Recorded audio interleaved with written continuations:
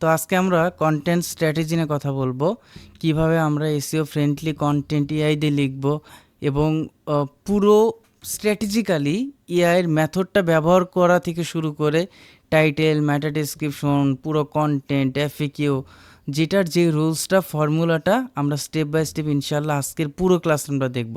তো প্রত্যেকেই ক্লাসটিতে একটু মনোযোগ দেবেন, ক্লাসটি একটু বড় হতে পারে, বাট এই ক্লাসটা দেখার পর আপনারা যখন এসইও ফ্রেন্ডলি কন্টেন্ট লিখতে চাইবেন, আই থিঙ্ক আপনার মধ্যে কোনো ধরনের কনফিউশন থাকবে না এবং আপনি কনফিডেন্টলি একটা পারফেক্ট কন্টেন্ট রাইট করতে পারবেন। যে আগে এসইও কন্টেন্ট লিখতে একটা করে কন্টেন্ট লিখতে কিন্তু 5-6 ঘন্টা সময় লাগতো।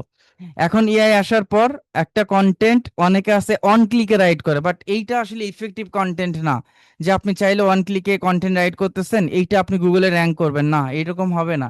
মোটামুটি 30 মিনিটে একটা হাই কোয়ালিটি এসইও কন্টেন্ট লেখা সম্ভব, কিন্তু সমস্যা হচ্ছে বেশিরভাগ মানুষ এআই দিয়ে এখন স্প্যাম কন্টেন্ট লেখে। আজকে আমরা এটাই দেখব যে হিউম্যান রাইটিং কন্টেন্ট গুলা আমরা কিভাবে স্ট্রাকচার ওয়াইজ আমরা হিউম্যান রাইট হচ্ছে কন্টেন্টে রাইট করব। তার আগে আমাদের এটা বুঝতে হবে যে এসইও ফ্রেন্ডলি কন্টেন্টটা কি এবং এসইও ফ্রেন্ডলি কন্টেন্টটা আসলে গুগল কিভাবে আইডেন্টিফাই করে। এসইও ফ্রেন্ডলি মানে গুগল যেন আপনার কন্টেন্টটার কনটেক্সট বুঝতে পারে, বোঝা গেছে? অ্যান্ড ইউজার যেন সহজে আপনার কন্টেন্টটা পড়তে পারে, সাথে সাথে সার্চ ইন্টেন্ট যেন মিস করে, অর্থাৎ মানুষ যে ইন্টেন্ট নিয়ে গুগলে সার্চ করবে যখন আপনার কন্টেন্টটা আসবে, এই কন্টেন্টের সাথে তার চিন্তার যেন মিল থাকে। প্লাস প্রপার স্ট্রাকচার অনুযায়ী আমাকে কন্টেন্ট তৈরি করতে হবে, অ্যান্ড হচ্ছে হেল্পফুল ইনফরমেশন যেন থাকে, এবং ইইএটি মেইনলি আপনার ফলো করে আপনার কন্টেন্টটা তৈরি করতে হবে। তো প্রথমে আমরা এটা নিয়ে কথা বলি যে এই কন্টেন্ট স্ট্রাকচারের মধ্যে ইইএটি এটা কি। দেখেন, প্রতিটা কন্টেন্ট মানে আমরা যেটা নিয়ে কন্টেন্ট তৈরি করি, এই স্ট্রাকচারটা আমাদের ফলো করতে হবে। ইতে হচ্ছে, আচ্ছা ক্লাসটা রেকর্ড হচ্ছে? রেকর্ড হচ্ছে। ইতে হচ্ছে এক্সপেরিয়েন্স, ওকে? এক্সপেরিয়েন্স অর্থাৎ আপনি যখন একটা কন্টেন্ট লিখবেন, আপনি এই কন্টেন্টের মধ্যে গুগল এখন সাজেস্ট করে যে এই কন্টেন্টের মধ্যে আপনি যে টপিক নিয়ে লেখেন, যে আমি একটা কন্টেন্ট লিখতেছি প্লাম্বিং সার্ভিস, প্লাম্বিং সার্ভিসের মধ্যে যেন আমার রিয়েল এক্সপিরিয়েন্সটা আমি শেয়ার করতে পারি, ছোট ছোট মাইক্রো স্টোরি টেলিং গুলো আমি শেয়ার করতে পারি। এক্সপিরিয়েন্স, এক্সপার্টাইজ, অর্থাৎ ইতে হচ্ছে এক্সপার্টাইজ। এক্সপার্টাইজ অর্থাৎ আপনি পুরো কন্টেন্ট যে থিমটা নিয়ে আপনি লিখবেন, এটার মধ্যে রিয়েল এক্সপিরিয়েন্সটা আপনি তুলে ধরবেন, অভিজ্ঞতাটা তুলে ধরবেন। এক্সপার্টাইজ অর্থাৎ দক্ষতাটা আপনি তুলে ধরবেন, যে ওই কন্টেন্টে বা প্লাম্বিং সার্ভিসে নিয়ে যে আপনার দক্ষতা আছে এটা আপনি তুলে ধরবেন। এবং এতে হচ্ছে অথরিটি, এই অথরিটিটা থাকতে হবে আপনার কন্টেন্টে, অথরিটি। প্লাস হচ্ছে টিতে হচ্ছে হচ্ছে ট্রাস্ট, ওকে?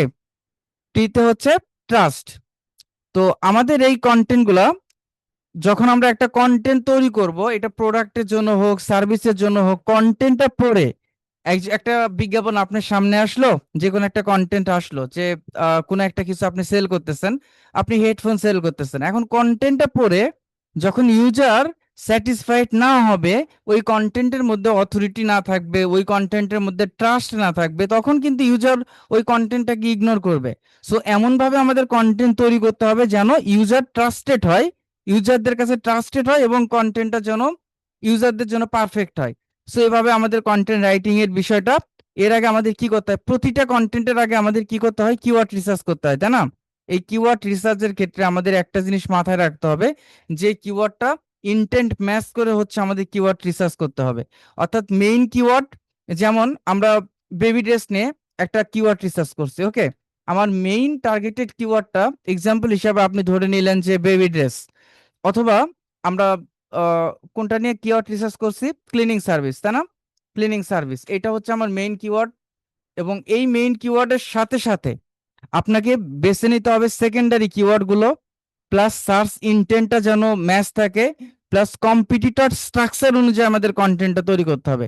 অর্থাৎ মেইন টার্গেটেড কিওয়ার্ডটা কি, ক্লিনিং সার্ভিস, এর সাথে সাথে আমরা মনে করেন যে আরো রিলিভেন্ট কিওয়ার্ড হচ্ছে আমরা রিসার্চ করছি, এরকম বেস্ট ক্লিনিং সার্ভিস, বা হচ্ছে আমরা অস্ট্রেলিয়ার জন্য করছি যে cleaning service Australia, cleaning service Australia, তাই না? Cleaning service Australia, Australia, Australia home cleaning service, রাগ ক্লিনিং সার্ভিস। তো আমাদের মেইন কিওয়ার্ডটা মনে করেন যে এটা হচ্ছে আমার হচ্ছে ক্লিনিং সার্ভিস, এটা হচ্ছে আমার মেইন কিওয়ার্ড। ওকে, মেইন কিওয়ার্ড, এটা হচ্ছে আমার মেইন কিওয়ার্ড। এখন সেকেন্ডারি কিওয়ার্ড বা এলএসআই কিওয়ার্ড গুলো হচ্ছে এটা। এলএসআই বলতে কি বোঝায়? লেটেন্ট সিমান্টিক ইন্ডেক্সিং, অর্থাৎ সিমান্টিক কিওয়ার্ড গুলো হচ্ছে এটা। তো আমার মেইন কিওয়ার্ডের সাথে যখন আপনার সিমান্টিক কিওয়ার্ড গুলো থাকবে, আমাকে এইটা মনে রাখতে হবে যে পুরো কন্টেন্টে, আমরা তো যখন অন পেজ এসইওটা করছি তখন আমরা কন্টেন্টে কি করছি, যে টার্গেটেড মেইন কিওয়ার্ডটা আমরা টাইটেলে রাখছি, তাই না? তারপর হচ্ছে আমরা মেইন টার্গেটেড কিওয়ার্ডটা আমরা হেডিং এ রাখছি। মেইন টার্গেটেড কিওয়ার্ডটা আমরা 10% অফ ইয়ার বিগিনিং অফ ইয়ার কন্টেন্টে রাখছি। প্লাস হচ্ছে মেইন টার্গেটেড কিওয়ার্ডটা আমরা ম্যাটা ডেসক্রিপশনে রাখছি।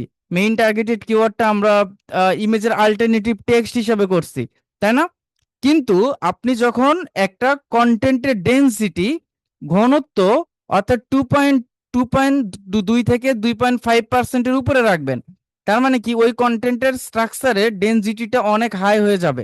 তখন কি হবে? এটাকে বলা হয় কিওয়ার্ড স্টাফিং। আপনি যখন একই কন্টেন্টের টার্গেটেড কিওয়ার্ডটা বারবার, একই কন্টেন্টে বারবার 2 থেকে 2.5%-এর উপরে রাখবেন, তখন ওই গুগল এটা বুঝতে পারে যে আপনি কিওয়ার্ড স্টাফিং করতেছেন। আপনি র্যাঙ্ক করার জন্য আপনার প্রয়োজনে অপ্রয়োজনে টার্গেটেড কিওয়ার্ডটা আপনি বারবার ব্যবহার করতেছেন, যার কারণে কিওয়ার্ড স্টাফিং হয়ে যায়। যার কারণে কি করতে হয় আমাদের, এই কিওয়ার্ড গুলোর জন্য আমাদের মেইন কিওয়ার্ডের সিনোনিম ওয়ার্ডগুলো ব্যবহার করতে হয়, এটার সাথে রিলেটেড কিওয়ার্ড গুলো ব্যবহার করতে হয়, যেন টার্গেটেড কিওয়ার্ডের ডেনসিটিটা বেশি না হয়। বোঝা গেছে? এই জিনিসটা বুঝছেন সবাই? আচ্ছা, তো এইটা আমাদের, এই জিনিসটা যে আমার এখন সার্চ ইন্টেন্টটা কি, সার্চ ইন্টেন্টটা তো সবাই জানেন, তাই না? যে আমার মেইন উদ্দেশ্যটা কি এই এই কিওয়ার্ডের, যে ইনফরমেশনাল। যদি ইনফরমেশনাল হয়, আমাকে রিলেটেড কিওয়ার্ড গুলো, ইনফরমেশনাল কিওয়ার্ড কি, যেমন হোয়াট ইজ ক্লিনিং সার্ভিস, বা how much cost cleaning service in Australia, তাই না? অস্ট্রেলিয়ার মধ্যে ক্লিনিং সার্ভিসের কস্ট কেমন, এটা কিন্তু সে জানার জন্য সার্চ করে। যদি এইরকম ইনফরমেশনাল কিওয়ার্ড হয়, তখন আমাদেরকে ঠিক ওই রকম ওই কিওয়ার্ড গুলো নিয়েই আমাদের কাজ করতে হবে। মানে ইনফরমেশনাল কিওয়ার্ড গুলো নিয়েই আমাকে রিলিভেন্ট কিওয়ার্ড গুলো আমাকে বের করতে হবে।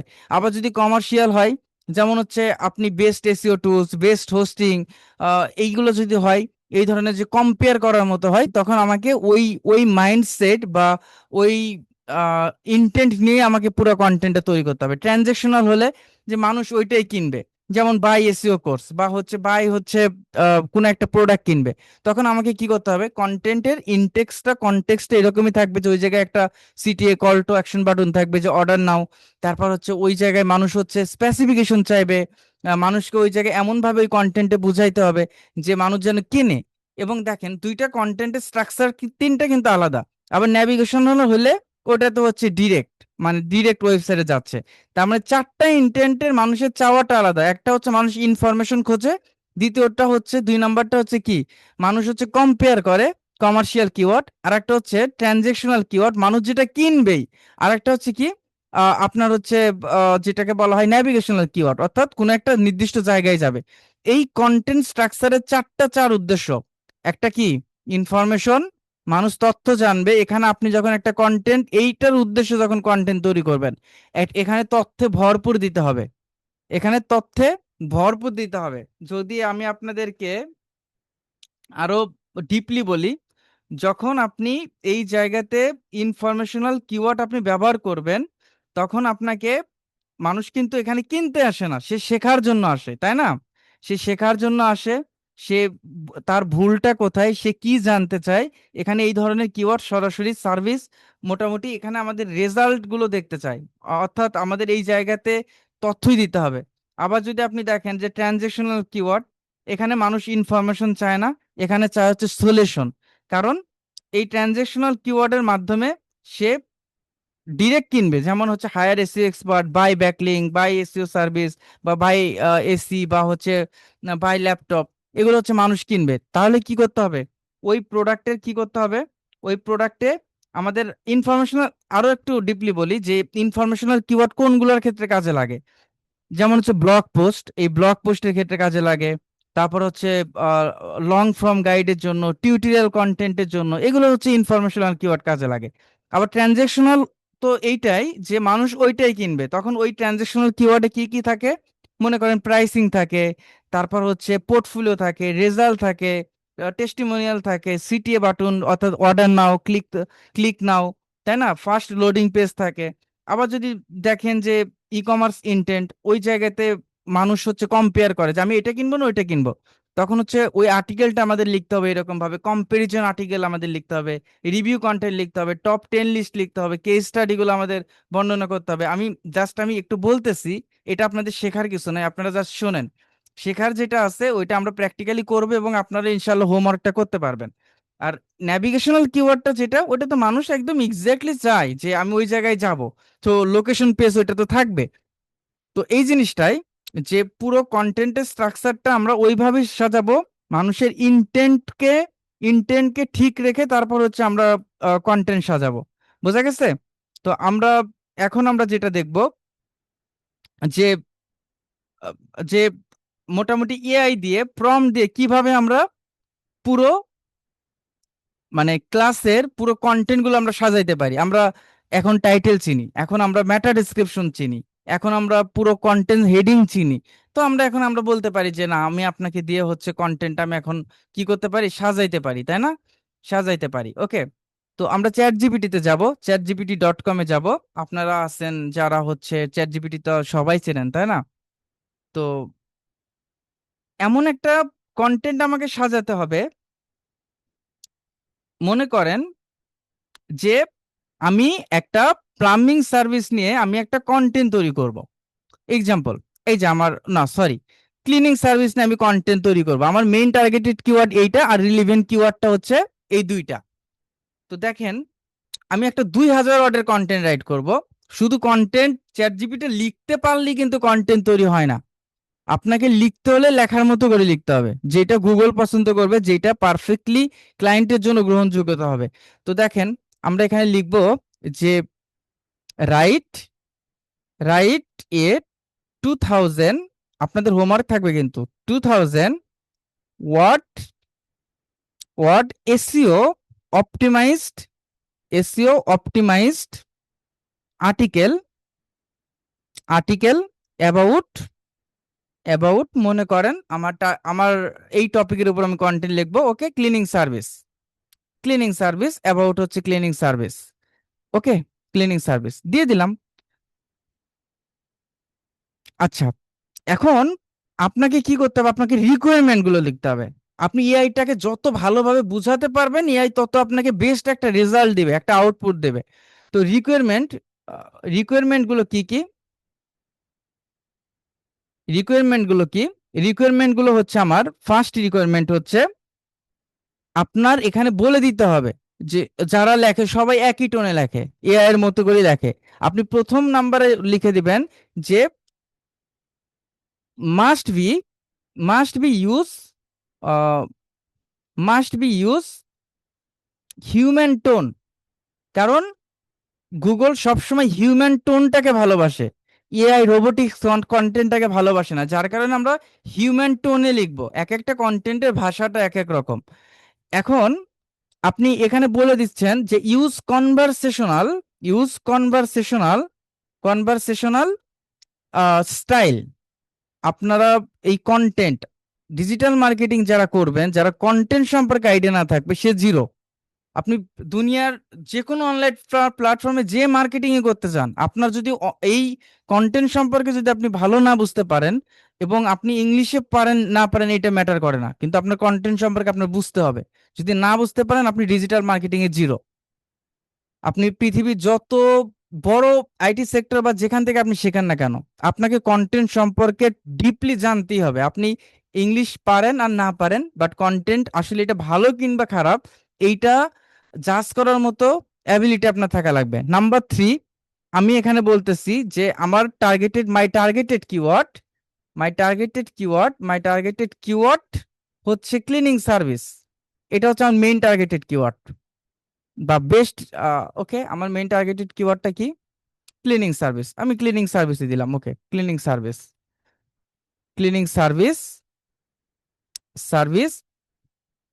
প্লিজ। ওকে, আপনি এখানে বলে দিচ্ছেন যে কিওয়ার্ড আচ্ছা, put keyword density, keyword density 2.5%। এতদিন তো চ্যাট জিপিটি অনেক ব্যবহার করছেন, আজকে একটু ব্যবহার করে দেখেন। আচ্ছা, এবং ইনক্লুডেড ইনক্লুডেড H1 অর্থাৎ হেডিং অনে ব্যবহার করবা, হেডিং 2 এ ব্যবহার করবা, তারপরে H3 হেডিং 3 তে ব্যবহার করবা। আমি বলে দিচ্ছি, আপনি এখন বলে দিচ্ছেন অ্যান্ড ইউজ সিমান্টিক কিওয়ার্ড, ওই যে আমরা যে আরো রিলেটেড কিওয়ার্ড আছে সিমান্টিক কিওয়ার্ড। এখানে আমি আরো কি দুইটা কিওয়ার্ড আমি দিয়ে দিচ্ছি, যে বেস্ট ক্লিনিং সার্ভিস, এই দুইটা আমি দিয়ে দিচ্ছি। ওকে, সিমান্টিক কিওয়ার্ড আমি এটা দিয়ে দিচ্ছি, এটাকে আমি কোটেশন দিয়ে আমি বলে দিচ্ছি যে এই দুইটা কিওয়ার্ড তুমি ব্যবহার করবা। দেখেন, সুন্দর করে আপনি স্ট্রাকচার ওয়াইজ বলে দিবেন। আপনি এখানে বলতেছেন যে অ্যাড অ্যাড এসইও টাইটেল, দেখছেন এসইও টাইটেল বললে টাইটেলের মধ্যে টার্গেটেড কিওয়ার্ড অটোমেটিক দিয়ে দেবে। এসইও টাইটেল অ্যান্ড হচ্ছে এসইও ম্যাটা ডেসক্রিপশন, আপনাকে ক্যারেক্টার লিখতে হবে না, কারণ এআই জানে যে ম্যাটা ডেসক্রিপশন কত ক্যারেক্টারস এর হয়। আহ, আচ্ছা, আহ, আচ্ছা, আপনি রাখো হচ্ছে 8টা হেডিংস, আমি 8টা হেডিং রাখতে বললাম, হেডিংস। তারপর হচ্ছে 5টা হচ্ছে এফএকিউ রাখো, ফ্রিকোয়েন্সলি আস্কড কোশ্চেন রাখো এফএকিউ, 5টা এফএকিউ। বলতেছি ইউজ শর্ট প্যারাগ্রাফ, ছোট ছোট প্যারাগ্রাফ রাখো, যেটাকে মাইক্রো স্টোরি টেলিং বলা হয়। প্যারাগ্রাফ, GRAPH, তাই না, প্যারাগ্রাফ প্যারাগ্রাফ। তারপর হচ্ছে আমি বলতেছি অ্যাভয়েড, তুমি হচ্ছে এআই টোনটা অ্যাভয়েড করো। ওকে, মোটামুটি এই কয়টা যদি আমরা লিখি, আহ এইটা হচ্ছে এনাফ। দেখেন, এখন আমাকে কি করবো, আমি 8টা হেডিং চাইছি, আমি 5টা আমি কয়টা চাইছি, 8টা হেডিং চাইছি, তাই না, 5টা এফএকিউ চাইছি, 8টা হেডিং চাইছি, এবং হিউম্যান টোন। আচ্ছা, হিউম্যান টোন, এই স্পেলিংটা ভুল গেছে, হিউম্যান টোন চাইছি। এখন আমরা কি করব, আমরা ইন্টার দিলাম। দেখেন, এখন আমি যেভাবে চাইছি, আমি একটা টাইটেল চাইছি, আমি একটা মেটা ডেসক্রিপশন চাইছি, দেখছেন টাইটেলের মধ্যে টার্গেটেড কিওয়ার্ড আছে, এবং অস্ট্রেলিয়া যেহেতু আমার রিলেটেড কিওয়ার্ড, ওইভাবে আমাকে দিয়ে দিছে, মেটা ডেসক্রিপশন আমাকে দিয়ে দিছে। দেখছেন আমার হেডিং কয়টা দিছে, একটা, দুইটা, দুইটা, তিনটা, তিনটা, চারটা, 5টা, 6, 7, 8, তাই না।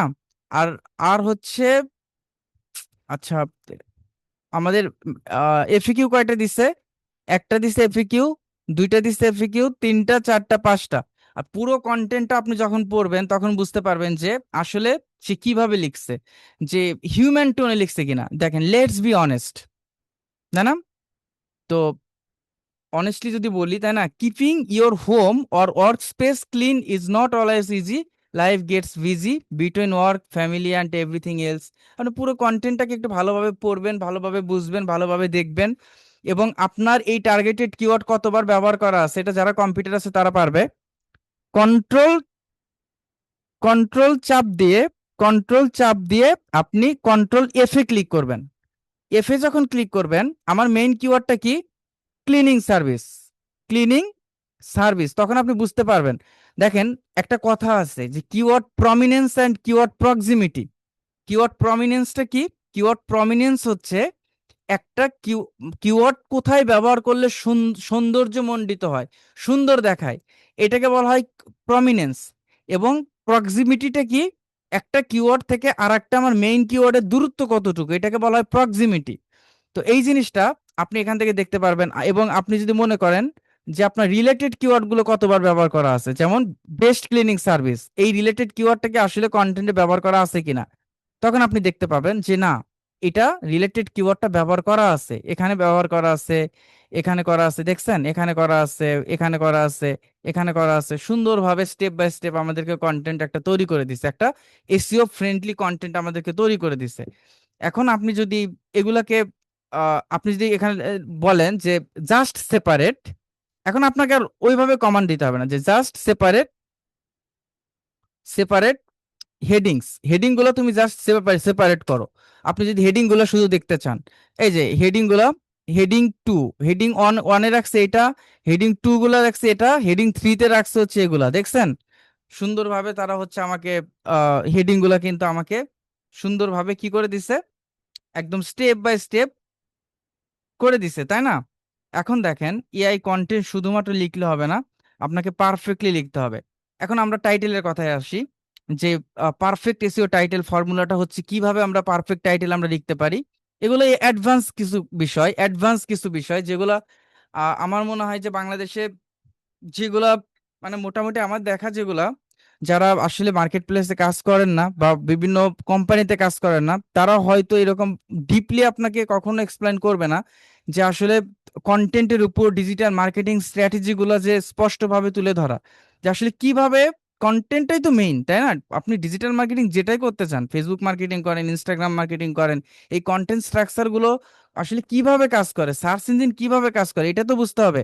তো দেখেন একটা পারফেক্ট টাইটেল, যখন আজকের এই ক্লাস দেখলে আপনারা অনেক কিছু শিখতে পারবেন। যখন কোনো একটা টাইটেল তৈরি করতে চাবেন, শুধু টাইটেল লিখলেই হবে না, মেইন টার্গেটেড কিওয়ার্ডটা রাখলাম আর হয়ে গেল, এরকম না। এটা হচ্ছে আপনার মেইন টার্গেটেড কিওয়ার্ডটা টাইটেলে থাকবে, এটা হচ্ছে স্ট্রাকচার। কিওয়ার্ড থাকবে প্লাস বেনিফিট থাকবে, বেনিফিট থাকবে, বুঝছেন? বেনিফিট থাকবে প্লাস হচ্ছে পাওয়ার অট থাকবে। পাওয়ার অট বোঝেন? পাওয়ার অট আমি বুঝাই, এর আগে তো ক্লাস আমি বুঝাইতে পারি নাই। পাওয়ার অটটা কি? পাওয়ার অট প্লাস হচ্ছে, যদি পারেন আপনি নাম্বার হিসাবে ইয়ারটাকে ব্যবহার করতে পারেন, তবে সব কিওয়ার্ডের ক্ষেত্রে হবে না।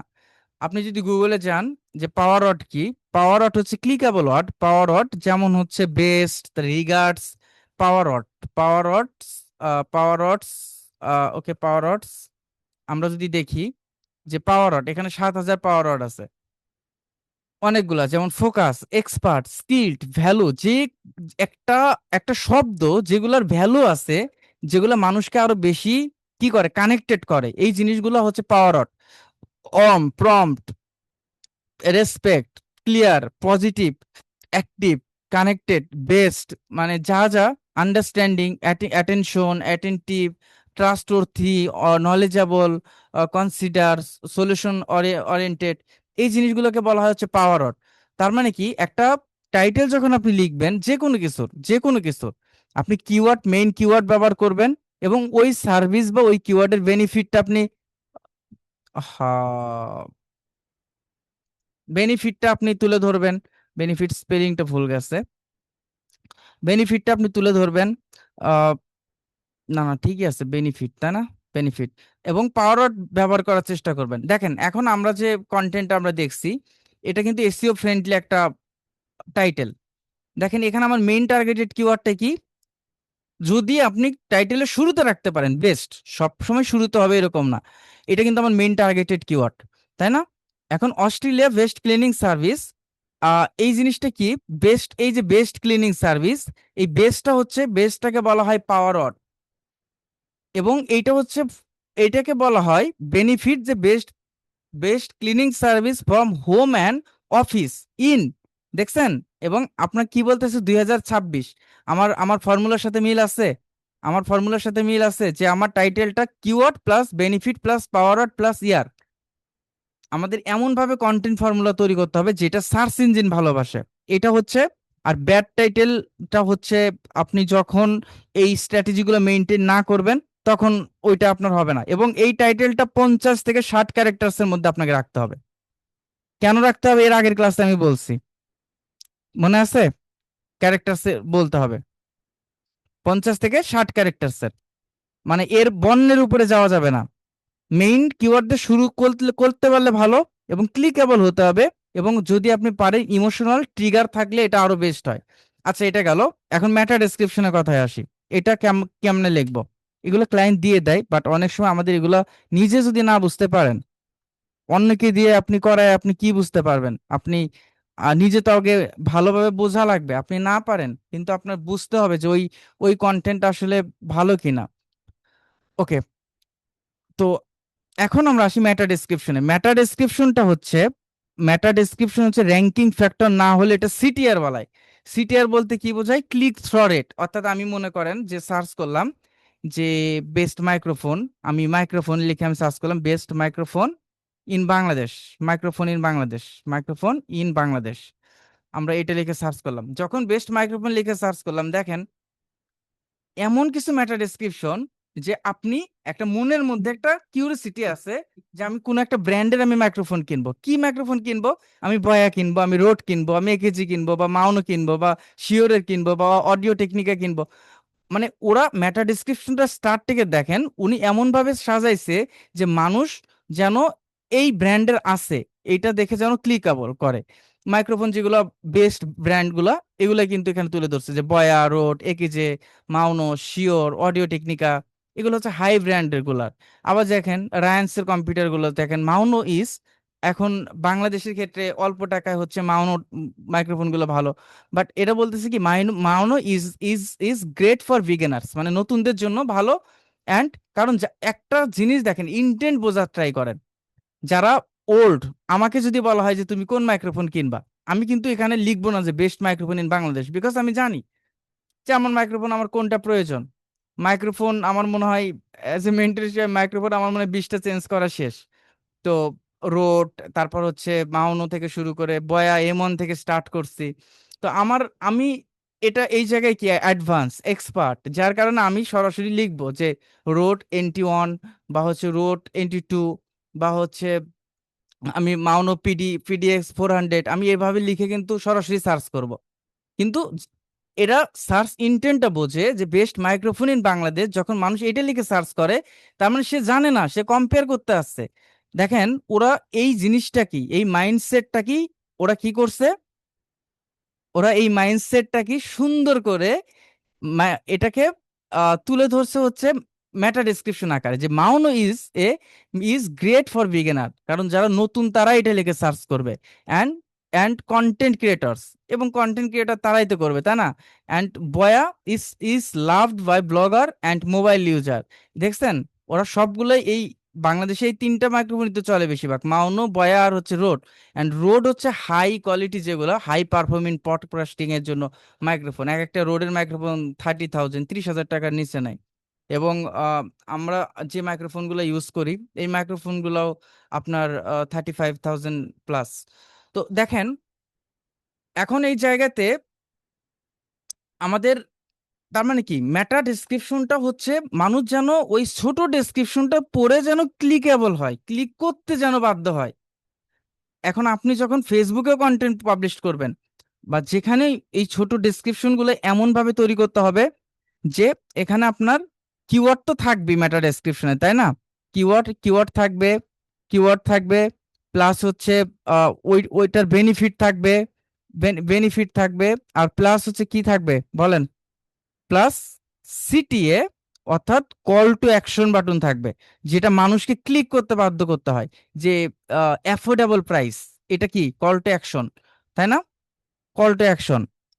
তো এই জিনিসটাই, যে CTA, call to action button, যে এই জিনিসটা থাকবে যেন মানুষকে ভিতরে যেতে বাধ্য করে, বা হচ্ছে 70% অফ, এই ধরনের কিছু বিষয় যদি থাকে। দেখেন এখানে কল টু অ্যাকশন বাটনটা কি, যদি আপনি দেখেন যে টি শার্ট লিখে আমি সার্চ করলাম, টি শার্ট লিখে আমি সার্চ করলাম, এখানে কল টু অ্যাকশন বাটন আছে কি, এই যে ইয়াতে দেখেন, আপনি যদি দেখেন যে বেস্ট কোয়ালিটি, এই যে বেস্ট কোয়ালিটি অ্যাফোর্ডেবল, এগুলোকে বলা হয় কল টু অ্যাকশন, যেটা মানুষকে ভিতরে নিয়ে যেতে অ্যাকশন বাটনের মাধ্যমে নিয়ে যেতে পারে।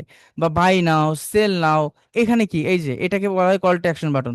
এটা বলছে, বলার পর অর্ডার নাও, এটাকে বলা হয় কল টু অ্যাকশন বাটন। খুব ইন্টারেস্টিং এসইওর কাজগুলো যারা, এটা হচ্ছে স্মার্ট ওয়ার্ক, এটা হচ্ছে স্মার্ট ওয়ার্ক। ওই গ্রামে যারা মেইল মার্কেটিং এইটা ওইটা, বা যারা যে ফ্রিল্যান্সিং গুলো করে, ওই কাজগুলো থেকে এই কাজগুলো সম্পূর্ণ ডিফারেন্ট। কিছুটা টেকনিক্যালি নলেজ, এবং কিছুটা মেধা, অ্যান্ড রিসার্চের একটা ব্যাপার আছে। বাট এই কাজগুলো আমি মনে করি যে অলরেডি যতগুলো ফ্রিল্যান্সিং সেক্টর আছে তার মধ্যে এসইওটা হচ্ছে স্মার্ট ওয়ার্ক। তো এটা আমাদের মেটা ডেসক্রিপশনটা কত হবে, 150 থেকে 160 ক্যারেক্টার্সের মধ্যে মেটা ডেসক্রিপশন হবে। 160 ক্যারেক্টার্সের মধ্যে মেটা ডেসক্রিপশন হবে, মেটা ডেসক্রিপশন হবে, বোঝা গেছে? ক্যারেক্টার্স মানে বর্ণের মধ্যে হবে। আর কি কি হবে, কিওয়ার্ড থাকতে হবে, এমন হিউম্যান রিডেবল হতে হবে, মানুষ যেন পড়তে পারে, ভালো লাগে, এরকম হতে হবে। তো হেডিং গুলোর কথা বলি, এখন হেডিং এ আসি। এই হেডিং এর মধ্যে আমরা কি কি করতে পারি? হেডিং, আচ্ছা, হেডিং এর বিষয়টা হচ্ছে, হেডিং বলতে প্রতিটা পয়েন্টটাকে হেডিংই তুলে ধরে, তাই না? এই হেডিং হচ্ছে কয়টা থাকে? H1, H1 হেডিং এ কি থাকে? এটা হচ্ছে মেইন টাইটেল, মানে টাইটেলটাকে আমরা হচ্ছে H1 হেডিং বলি, বুঝছেন? ক্লাসটা আবার রিপিট দেখবেন। H1 যে মেইন হেডিংটা, আমাদের পুরো কন্টেন্টের টাইটেলটাই হচ্ছে H1। H1 কখনো দুইবার থাকে না, একবারই থাকে। তারপর কি থাকে? H2, heading two. Heading two কি থাকে? হেডিং টু তে যেটা থাকে যে মেইন সেকশন, আপনি কোন টপিকে কথা বলবেন, এই মেইন সেকশনটা হচ্ছে হেডিং টু তে থাকে।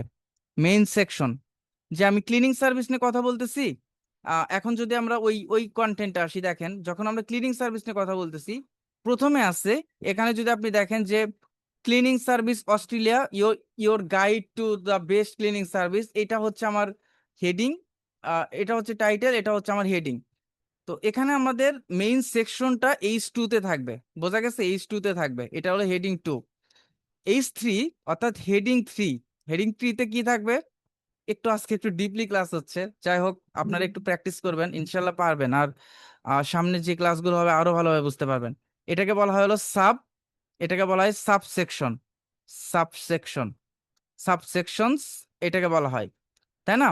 মানে ওইটার সাবসেকশন, মানে একটা টপিকের তার সাবসেকশন। আমরা যদি আরো যদি এখানে যদি নিচে আসি, এই যে এগুলা, মানে অর্থাৎ হচ্ছে আমাদের হেডিং থ্রিতে হয় hiring A cleaning service is worth it, এই যে পয়েন্টগুলোকে আমরা বুলেট পয়েন্ট আকারে তুলে ধরি, এটাকে বলা হয় ওই মেইন সেকশনের, অর্থাৎ হোয়াট ইজ ক্লিনিং সার্ভিস, এটা কি একটা section, main section. Why is important, কেন এটা ইম্পর্টেন্ট, এটা ওই মেইন সেকশনের সাবসেকশন। এটা হলো হেডিং থ্রিতে আমরা ব্যবহার করি, বোঝা গেছে? এবং হেডিং থ্রিতে আমরা সাজেশন দেই, হেডিং থ্রিতে আমরা বুলেট পয়েন্ট আকারে ব্যবহার করি না। তারপর হচ্ছে আমরা হেডিং থ্রিতে হচ্ছে আমরা নাম্বারিং ব্যবহার করি। তো এই জিনিসটা, যে এআই কন্টেন্ট লিখলে হবে না, এখানে আমাদের হিউম্যান টাচ দিতে হয়। এআই কন্টেন্ট গুলো অনেক সময় রোবোটিক লাগে, তারপর হচ্ছে রিপিটিটিভ হয় বা জেনারিক হয়। হিউম্যানিটিস করার উপায় হচ্ছে, এটা হচ্ছে আপনার পার্সোনাল এক্সপিরিয়েন্স গুলো অ্যাড করতে হবে। পার্সোনাল এক্সপিরিয়েন্স গুলো আপনার, যেমন ক্লিনিং সার্ভিসের আপনি কন্টেন্ট দিচ্ছেন, ক্লিনিং সার্ভিসের আপনি রিয়েল ফটোগুলো অ্যাড করবেন। দেন হচ্ছে ভালো ক্লিনিং সার্ভিস দিচ্ছেন, মানুষ আপনাকে রিভিউ দিচ্ছে, ওই রিভিউগুলো ভিডিও আকারে দিতে পারেন বা হচ্ছে স্ক্রিনশট আকারে দিতে পারেন, এটাকে বলা হয় রিয়েল এক্সপিরিয়েন্স। এবং শর্ট লং সেন্টেন্স গুলো আপনি মিক্স করে লিখবেন, কনভারসেশনাল টোন ব্যবহার করবেন, এক্সাম্পল আপনি অ্যাড করবেন। এক্সাম্পল অ্যাড করলে হয় কি, এটাকে বলা হয় মাইক্রো স্টোরি বলা হয়, মানে ছোট ছোট স্টোরিগুলো গুগল এটাকে বেশি ভালোবাসে। এই স্টোরিগুলো যখন আপনি শেয়ার করবেন, একটা কথা মনে রাখবেন যে গুগল সবসময় ইনফরমেশনটাকে বেশি ভালোবাসে। গুগল অলওয়েজ লাভ ইনফরমেশন। আপনি যত বেশি ইনফরমেশন দিতে পারবেন, গুগল ওইটাকে তত বেশি ইনফরমেটিভ কন্টেন্ট হিসাবে ধরে নেয়। যার কারণে আমাদের ইনফরমেটিভ কন্টেন্টের জন্য এক্সাম্পল আপনি অ্যাড করবেন, স্টোরি টেলিং গুলো ব্যবহার করবেন, বোঝা গেছে? তো এই জিনিসটাই, যে প্রতিটা কন্টেন্টের টিপিক্যাল অথরিটি থাকতে হবে, কনটেক্সট থাকতে হবে, রিলেটেড টার্ম গুলো থাকতে হবে। এই জিনিসগুলো যদি আপনি মেনটেন করে কন্টেন্ট লিখতে পারেন তাহলে ভালো। আমি আপনাদের একটা হোমওয়ার্ক দেব, সেটা হচ্ছে একটা মেইন কিওয়ার্ড দিব আর দুইটা রিলেটেড কিওয়ার্ড দিব। এইটা দিয়ে আপনারা পারফেক্টলি, আমি যে স্ট্রাকচারটা আজকে বললাম, এই স্ট্রাকচার অনুযায়ী আপনারা হোমওয়ার্ক করবেন। তো আমাদের দেখেন, 10 দিনের যে আমাদের ফ্রি, 10 দিন ব্যাপী যে ফ্রি আমাদের কোর্সটা ছিল, তো আমাদের আহ, এই কোর্সে আপনার গত ক্লাসে বলছি যে আমরা যারা, আমরা এইটা চাই না আমি কখনো, আমরা যে এমন না যে, যে আইটি সেন্টারগুলো যেটা করে, যে সবাইকে অ্যাডমিট করানো হয়, অ্যাডমিট করানোর পর সে পারবে কিনা, বুঝবে কিনা, তার কাছে এটা ভালো লাগতেছে কিনা, এটা বোঝার আগেই একটা আইটি সেন্টার তাদের থেকে টাকা নিয়ে নিচ্ছে। নেওয়ার পর কি করতেছে, তার ভালো লাগতেছে না, ক্লাসটা বাদ দিতেছে, তার পুরো টাকাটাই নষ্ট। এবং আমি যে আইটি সেন্টারগুলোতে ক্লাস নিছি, দেখা গেছে যে ওই আইটি সেন্টারগুলোতে এক একটা বেসিক কোর্সের জন্য 40,000 50,000 টাকা করে কোর্স ফি নিচ্ছে। তো সবার ওই সুযোগটা হয় না। তো ওই জায়গা থেকে আমার তখন থেকে একটা ইচ্ছে ছিল যে যারা আসলে ভালো কিছু শিখতে চায় বা ভালো কিছু শিখবে বা সামনে আগাবে, তাদেরকে যেন আমি হেল্প করতে পারি এবং আমার ক্লাসগুলো করে যেন তারা হেল্পফুল হয়। যার কারণে আমার এই আইডিয়া থেকে, আহ, আপনাদের থেকে আমার স্টার্ট, যে আহ, বাংলাদেশের প্রতিটি জায়গায় যে ক্লাসগুলো হবে, এই ক্লাস করে যেন সবাই সিদ্ধান্ত নিতে পারে এবং খুব অল্প টাকায় যেন কোর্সটা সম্পূর্ণ করতে পারে সবাই, যেন 4 মাস ব্যাপী, যে 4 মাস একটা ক্লাস করতে গেলে যে পরিমাণ আইটিতে বা হচ্ছে ভালো কোনো কোর্স করতে গেলে যে পরিমাণ টাকাটা লাগে, এই টাকাটা দেওয়ার মতো অ্যাবিলিটি অনেকের থাকে না। যার কারণে এই 2500 টাকা কোর্স ফিটা ধরা, যে অ্যাডভান্স কোর্সে আমরা মোটামুটি এই স্টেপ বাই স্টেপ আমরা এমন ভাবে যাব ইনশাল্লাহ, যে আমরা মার্কেট প্লেসে যেন যাওয়ার পর আমরা কনফিডেন্টলি যাইতে পারি যে আমরা সার্ভিস দিতে পারবো। কিছু কিছু কাজ আপনাদের সহজ লাগবে, কিছু কিছু কাজ কঠিন লাগবে। আমরা মার্কেট প্লেসে না এরকম, মানে একটা কাজ কঠিন লাগতেছে আপনি পারতেছেন না, আমরা ওইটা না যাবো না। আমাদের আমাদের অপশন আছে প্রায় 15-16টা। এই 15-16টার মধ্যে আপনার ভালো লাগতে হবে মাত্র 4টা। আপনি 4টা কাজ নিয়ে মার্কেট প্লেসে যেতে পারবেন। সো যেটাই যান, আমাদের প্রফেশনাল কোনো ওয়ার্ক নিয়ে যদি আমরা যেতে পারি, আমরা একটা কোম্পানিতে লং টার্ম কাজ করতে পারবো, ক্লায়েন্টের সাথে আমরা লং টার্ম বন্ডিং করতে পারবো, এবং হচ্ছে আমরা ভালো স্যালারিতে কাজ করতে পারবো, প্রজেক্টগুলো আমরা ভালো স্যালারিতে আমরা করতে পারতেছি।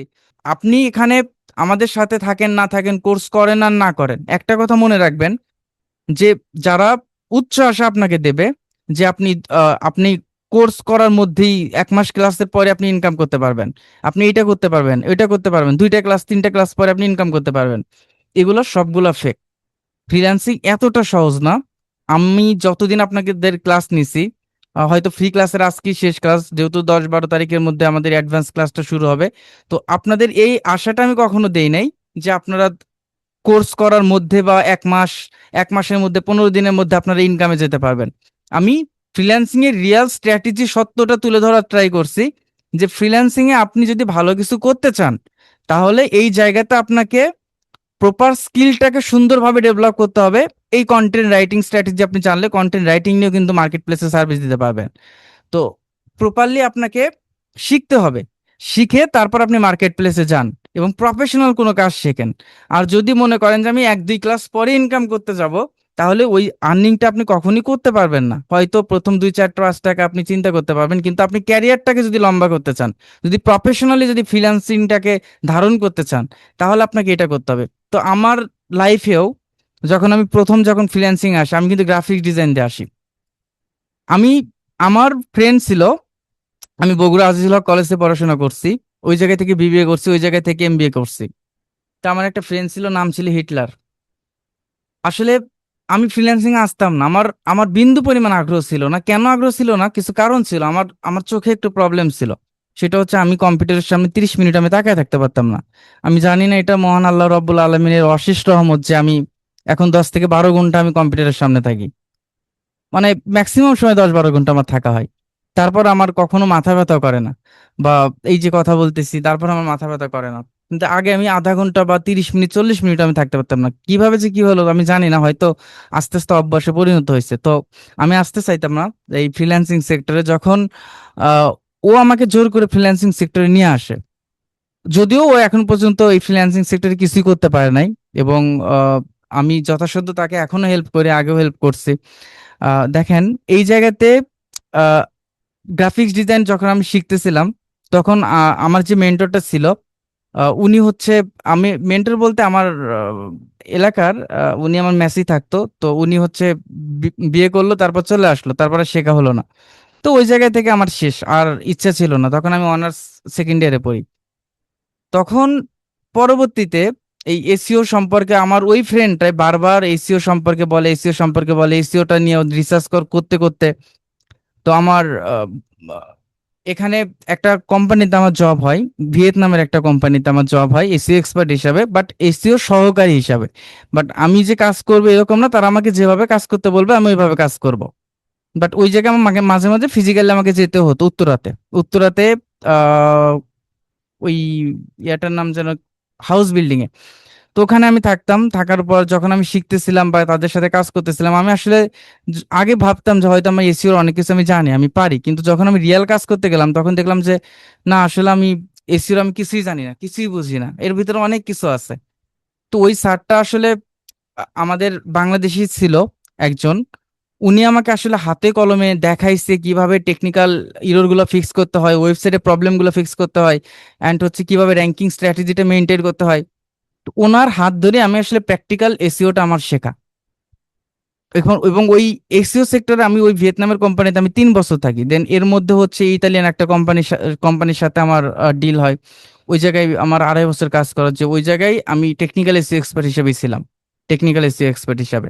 তারপর ইউএস এর বিভিন্ন প্রজেক্টে, ইতালিয়ান প্রজেক্টে, এভাবে এখন পর্যন্ত আমার মনে হয় 2200 প্রজেক্ট প্লাস হচ্ছে আমার কাজ করা হয়েছে এসিও প্রজেক্টে।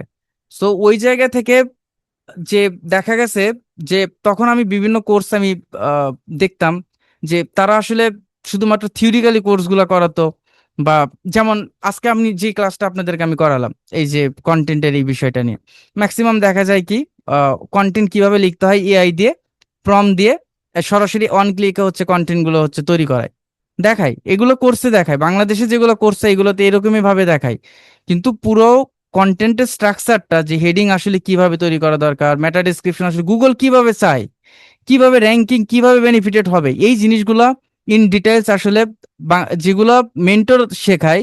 আমি তো বিভিন্ন আইটি সেন্টার ক্লাস করছি, ওই আইটি সেন্টারের বিভিন্ন মেন্টরদের সাথে কথা বলছি, তাদের কোনো প্রোফাইল নাই, তাদের লিঙ্কডইন প্রোফাইল নাই, ফাইবার নাই, আপওয়ার্ক নাই, বাট তারা ক্লাস নিচ্ছে, তারা ক্লাস নিচ্ছে এবং তাদের কাছ থেকে ক্লাস করতেছে স্টুডেন্টরা, কিন্তু প্রপার ওয়েতে তারা সবকিছু বুঝতেছে না, কিন্তু তারা নিজেরা কি করবে, কারণ তারা সঠিক নিজেরাই তো গাইডলাইন পায় নাই।